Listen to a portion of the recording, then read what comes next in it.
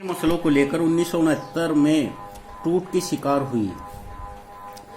तो कांग्रेस पार्टी किन मसलों को लेकर 1969 में टूट की शिकार हुई, इसके निम्नलिखित कारण हैं जिनके कारण कांग्रेस में फूट पड़ी थी, जिसके टुकड़े हुए।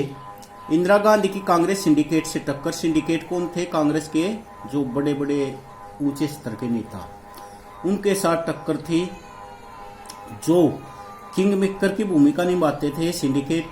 इंदिरा गांधी ने इस समूह के वर्चस्व को चुनौती देने के लिए इंडिकेट खड़ा किया। तो इस प्रकार पार्टी को टूट की शुरुआत हुई। राष्ट्रपति पद का चुनाव। 1969 में राष्ट्रपति पद के चुनाव में कांग्रेस के परिष्कृत उम्मीदवार नीलम संजीव रेड्डी के विरुद्ध इंदिरा गांधी और उसके समर्थकों द्वारा उपराष्ट्रपति वीवी गिरी को कहा गया कि वे एक स्वतंत्र उम्मीदवार के रूप में राष्ट्रपति के पद के लिए अपना नामांकन भरे। यह कांग्रेस में फूट का कारण था। नंबर 3, प्रधानमंत्री और उप प्रधानमंत्री के बीच मतभेद। इंदिरा गांधी ने 14 अग्रणी बैंकों के राष्ट्रीयकरण और भूतपूर्व महाराजाओं को प्राप्त विशेषाधिकार यानी प्रिवी पर्स को समाप्त करने जैसी कुछ बड़ी और जनप्रिय नीतियों की घोषणा की। इस वक्त मोरारजी देसाई के उप प्रधानमंत्री और वित्त मंत्री थे। उपयुक्त दोनों मुद्दों पर प्रधानमंत्री और उनके बीच गहरे मतभेद उभरे और इसके परिणाम स्वरूप मोरारजी ने सरकार से किनारा कर लिया। अब है छोटे क्वेश्चन आंसर, जिसमें हम ये क्वेश्चन नंबर 13 है। नई कांग्रेस और पुरानी कांग्रेस में क्या अंतर था? नई कांग्रेस में क्या था? नई कांग्रेस में का नेतृत्व कौन कर रहा था? इंदिरा गांधी। और पुरानी कांग्रेस का नेतृत्व जो पुराने सिंडिकेट नेता थे। पुरानी कांग्रेस अपने सिद्धांतों, नीतियों तथा कार्यक्रमों की लोकप्रियता पर आधारित थी, अपने असूलों पर आधारित थी, परंतु नई कांग्रेस केवल अपने नेता की लोकप्रियता पर आधारित थी।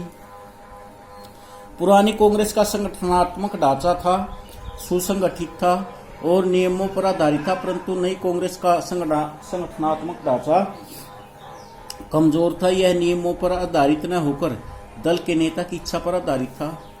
पुरानी कांग्रेस में कई गुट थे और उन पर सभी गुटों को साथ लेकर चलने वाले पार्टी थी। उसमें विभिन्न गुटों का दबाया नहीं जाता था, बल्कि प्रत्येक गुट को के विचार और दृष्टिकोण को महत्व दिया जाता था। इसे अपनाने का प्रयास किया जाता था, परंतु नई कांग्रेस में आंतरिक गुटों के लिए कोई स्थान नहीं था। इसमें विभिन्न गुट नहीं थे। जो दल के नेता के विचारों से सहमत नहीं था, उसे पार्टी में रहने दिया जाता था।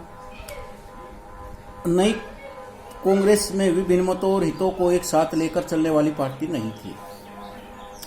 पुरानी कांग्रेस ने एक कांग्रेस प्रणाली का विकास किया था, जिसकी विशेषता यह थी कि उसके अंदर हर तनाव, हर संघर्ष तथा विपरीत विचारधारा को पचा लेने की क्षमता थी। वह सर्व सहमति में विश्वास रखती थी, परंतु नई कांग्रेस में यह विशेषता नहीं थी। इसमें विरोध या आलोचना करने वालों को दबाया जाता था, पार्टी से निष्कासित किया जाता था। पुरानी कांग्रेस को जनता का आधार प्राप्त था, समाज के सभी वर्गों, सभी हितों, सभी गुटों का समर्थन प्राप्त था। नई कांग्रेस समाज के कुछ वर्गों जैसे गरीबों, दलितों, अल्पसंख्यकों, महिलाओं के समर्थन पर निर्भर थी। अब है दल बदल कानून की व्यवस्था पर चर्चा कीजिए। 1985 में प्रधानमंत्री राजीव गांधी की सरकार ने दल बदल विरोधी अधिनियम पास करवाया। इस एक्ट के अंतर्गत यह व्यवस्था की गई थी, दल बदलने की सदस्यता समाप्त हो जाएगी अगर कोई दल बदलता है तो।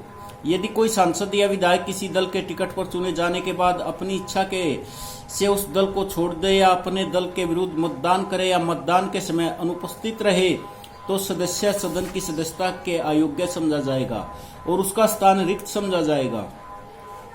यदि कोई सांसद या विधायक सरकार द्वारा मनोनीत किया जाए, वह 6 महीने के अंदर किसी दल का सदस्य बन सकता है, परंतु 6 महीने बीतने के बाद यदि वह किसी भी दल में सम्मिलित होता है तो वह सदस्यता के अयोग्य होगा, तो उसका स्थान रिक्त कर दिया जाएगा। यदि कोई निर्दलीय निर्वाचित सदस्य किसी राजनीतिक दल में सम्मिलित हो जाए तो उसका पद खाली समझा जाएगा।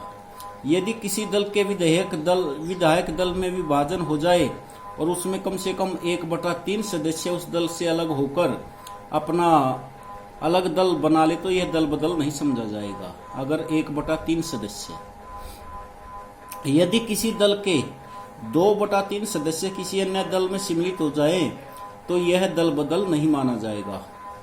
सदन के सभापति द्वारा अपना पद ग्रहण करने पर अपने दल के संबंध विच्छेद करने और सभापति पद छोड़ने के बाद अपने स्वार्थों तथा निजी हितों की पूर्ति के लिए बड़े पैमाने पर दल बदल, विभाजन तथा जोड़ तोड़ होते रहे। अब भारत में गठबंधन सरकार के उदय का वर्णन कीजिए।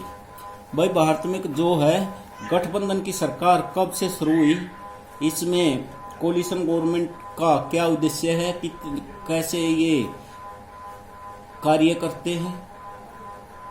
भारत में गठबंधन सरकार का उदय 1989 के चुनाव में कांग्रेस पार्टी की हार हुई थी। 1979 में कांग्रेस पार्टी की हार हुई। कांग्रेस अब भी लोकसभा में सबसे बड़ी पार्टी थी, लेकिन बहुमत न होने के कारण उसने विपक्ष में बैठने का फैसला किया। राष्ट्रीय मोर्चा, यह मोर्चा जनता दल और कुछ अन्य क्षेत्रीय दलों को मिलाकर बनाया। राजनीतिक समूह भाजपा और वाम मोर्चे ने समर्थन दिया। इसका नाम था राष्ट्रीय मोर्चा। सबसे पहला जो कोलिशन था, इसको राष्ट्रीय मोर्चा का नाम दिया गया। कांग्रेस की हार के साथ भारत की दलीय व्यवस्था में उसका बोलाबाला समाप्त हो गया। इस दौर में कांग्रेस के बोलेबाले की समाप्ति के बाद बहुदलीय शासन प्रणाली का युग शुरू हुआ। 1989 के बाद लोकसभा के चुनाव में कभी भी किसी एक पार्टी को पूर्ण बहुमत नहीं मिला। इस बदलाव के साथ केंद्र में गठबंधन सरकार का दौर शुरू हुआ और क्षेत्रीय पार्टियों ने गठबंधन सरकार बनाने में महत्वपूर्ण भूमिका निभाई। 90 के दशक ताकतवर पार्टियों और आंदोलन के उभार का साक्षी रहा। इन पार्टियों और आंदोलनों ने दलित तथा पिछड़ा वर्ग की नुमाइंदगी की। इन दलों में से अनेक ने क्षेत्रीय आकांक्षाओं को भी दमदार दावेदारी की। 1966 में बनी संयुक्त मोर्चा की सरकार में इन पार्टियों ने अहम किरदार निभाया। जो भी हो, इन्हें ज्यादा दिन तक सफलता नहीं मिली और भाजपा ने 1991-1996 में अपनी स्थिति लगातार मजबूत की। 1996 के चुनाव में यह सबसे बड़ी पार्टी बनकर आई। इसमें भाजपा को सरकार बनाने का निमंत्रण मिला, लेकिन अधिकांश दल भाजपा की कुछ नीतियों एवं कार्यक्रम के खिलाफ थे और इस तरह भाजपा की सरकार लोकसभा में बहुमत प्राप्त नहीं कर सकी। आखिरकार भाजपा अब एक गठबंधन के अगुवा के रूप में सत्ता में आई। भाजपा जो है, जिसको एनडीए बोलते हैं, राष्ट्रीय जनतांत्रिक गठबंधन, राजग भी नाम दिया गया जिसको, यह कब आई थी सत्ता में? भाई 1998 में। और 1998 में मई में से 1999 में जून तक सत्ता में रही। फिर 1999 में इस गठबंधन ने दोबारा सत्ता हासिल की। राजग की इन दोनों सरकारों में अटल बिहारी वाजपेयी प्रधानमंत्री बने। 1999 की राजग सरकार ने अपना निर्धारित कार्यकाल पूरा किया। 1999 की